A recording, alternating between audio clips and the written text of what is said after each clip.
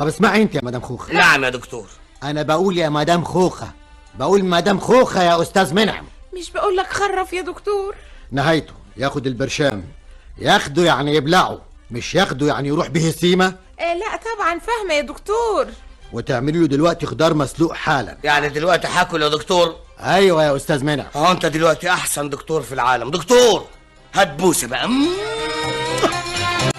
يا فطومه، بنت يا فطومه. نعم يا سيدي نعم. فين يا بنت البرشام اللي مكتوب في الروشته؟ لسه ما جبتهش دلوقتي؟ لا يا سيدي، خدت الروجيتا رحت بيها الاجزخانه. طب ما جبتوش ليه؟ اصل الاجزخانجي مرضيش يديني شوكو. شكك ليه؟ انتوا رحتوا بالروشته عند البقال ولا في الاجزخانه؟ لا الاجزخانه يا سيدي. امال شكك ايه اللي بتقوليه ده؟ اصل ستي ما ادتنيش فلوس وقالت لي روحي الاجزخانه هاتي منه البرشام شوكو. ايه الكلام الفارغ ده يا خوخه يا خوخه؟ ايه يا منعم بس ايه مالي ايه وباب ايه؟ انت بعت فطومه الاجزخانه تجيب البرشام شكك؟ يا منعم فيها حاجه ايه؟ امال فين ال5 جنيه اللي فاضلين من الشهر؟ مفيش يا منعم. مفيش ازاي؟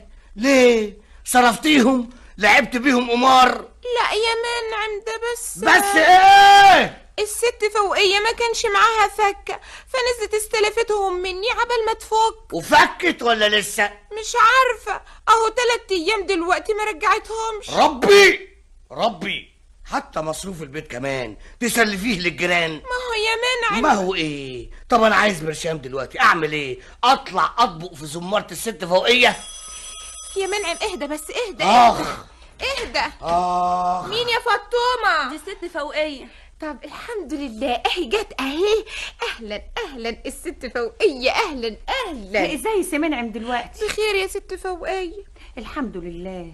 والنبي زعلنا خالص بالحق. ايه انا اسفه اللي اتاخرت عليكي بالفلوس. يا خوخه. ايوه يا منعم ايوه. الست فوقية جابت الفلوس. ايوه يا سي منعم، الف لا باس على صحتك. صحتك كويسه بس جابت الفلوس. طبعا يا اخويا انا اسفه اللي اتاخرت عليكم.